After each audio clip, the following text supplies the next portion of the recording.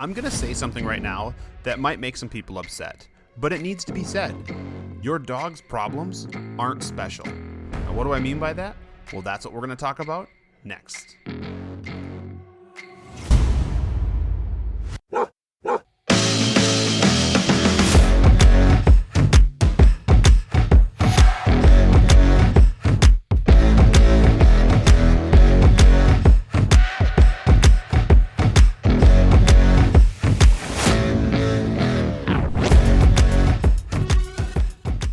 All right, let's get this week's episode going. Hey, everybody, this is Jake from OnDog Training Academy. We're an online dog training company.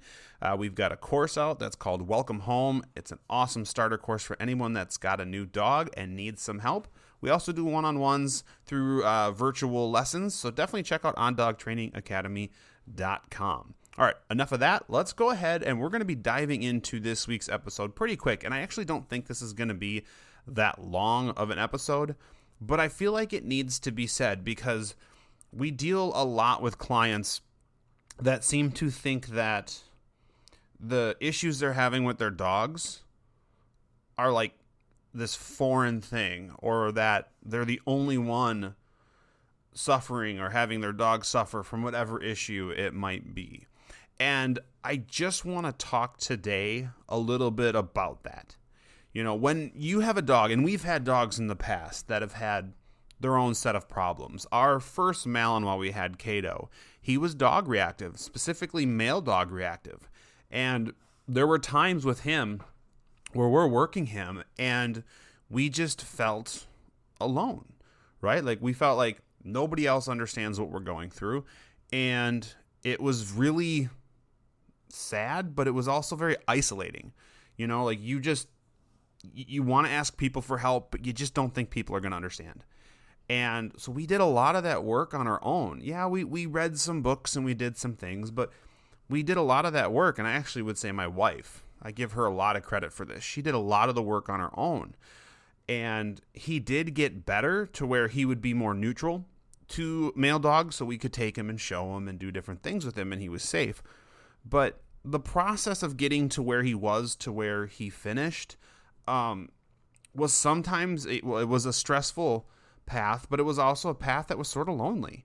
And I feel like now with social media and everything else coming up even bigger than it was back then, I feel like we don't have to be alone with our problems.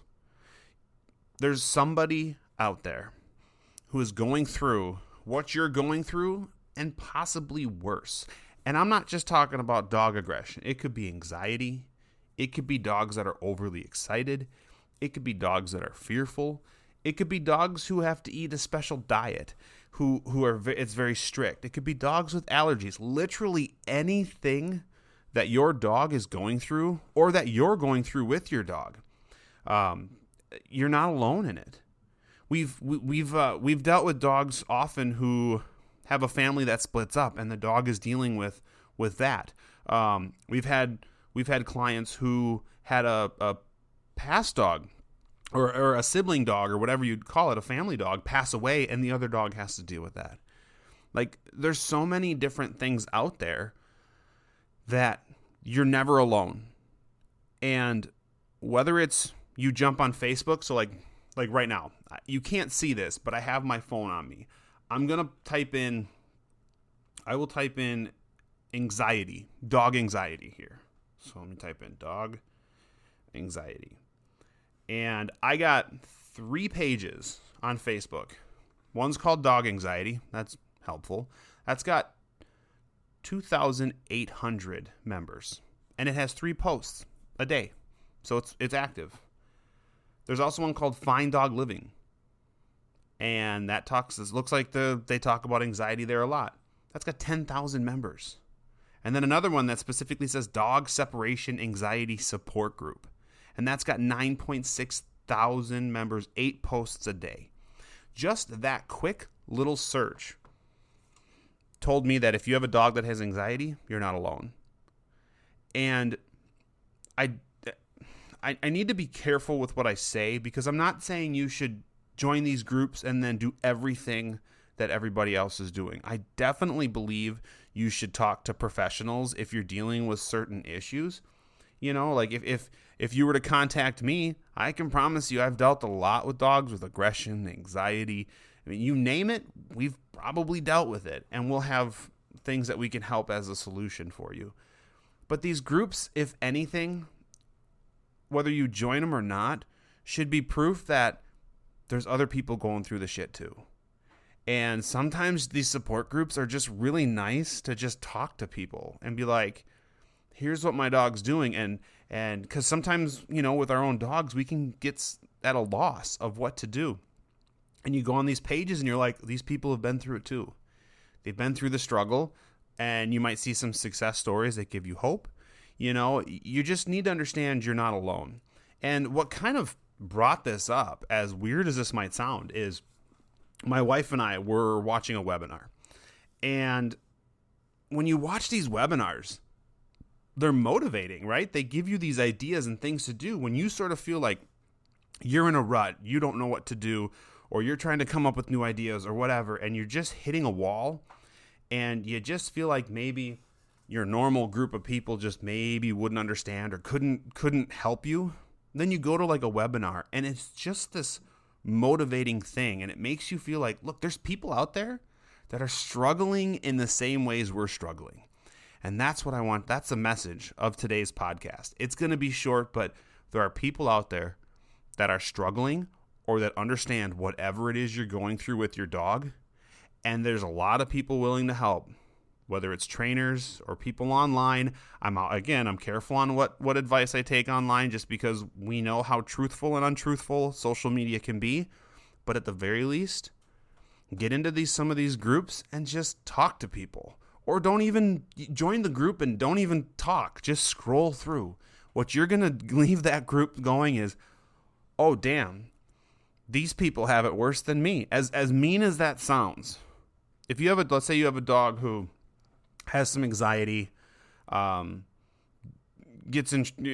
to tear up your couch or something, when you're gone, you know, and you go through that page, and I can promise you're probably going to see a picture of a dog who blasted through a person's door to get to the other side because of the anxiety, you know, and so just, I use anxiety because it's a big example. People get really kind of shelled up when they're dealing with their own dog that has anxiety. It's almost like they just don't know what to do, and they freeze up in a sense where they don't really progress. They just sort of deal with it. And it can be stressful. And that's something too that the reason I want to talk about this is because when you feel alone, when you feel like nobody else understands you, that's stressful. And that can affect relationships. That can affect friendships. It can isolate you to the point where you can't leave the house because your dog won't let you, or your cat won't let you, or your bird, I guess, won't let you. And that is a very sad reality. And I know there's people who are going through that. But if you jump on some of these groups, if you just do a quick Google search, I'm sure there's even like forums and stuff. But if you just check these things out, there's help there for you. And remember, guys, we're only an email, a scheduled lesson away. Like, we can help you with a lot of stuff, and we want to. We want to help as many people as we can. Again, this is why we do this podcast. It's why we started doing online training, right? We're like, how can we help more people? Well, that's how we can help more people. So I hope to some degree, again, this is a short one, but I hope to some degree this was helpful in, at the very least, understanding that you don't have to do any of this alone, and there's people that are going to relate to you all the time. If you could jump on our Facebook page if you want, and you could send a post or something and you know, tell me like, what is your dog's issue? And I almost can promise you, I have dealt with it. Not personally like my own dogs, but I have dealt with it in the sense of clients. Like, we see a lot of stuff here, and you know what? We see a lot of success stories. So lean on your trainers to help you get the answers you need, but also these Facebook groups and stuff are good when it comes to just getting support from people who are in the trenches with you. So guys, I hope this was helpful. make sure you share this episode, because it's always good to get messages out to people, especially if you know anyone that's going through the shit right now, because maybe they need to hear this. Maybe they need to hear that, we're all in this. We're all in this trying to make dogs better, whether it's helping client dogs or helping your own dog. So guys, thanks so much for listening this week. I've got all my new equipment up. Everything is flowing great, knock on wood. I'm hoping to be able to easily produce more and more podcasts, because I love doing this stuff. And guys, if you're interested in anything we do, check out OnDogTrainingAcademy.com. It's a great website. We got some good resources. We got a free webinar up there you can definitely check out. And guys, thank you again. And like always, we'll see you next week. Good dog.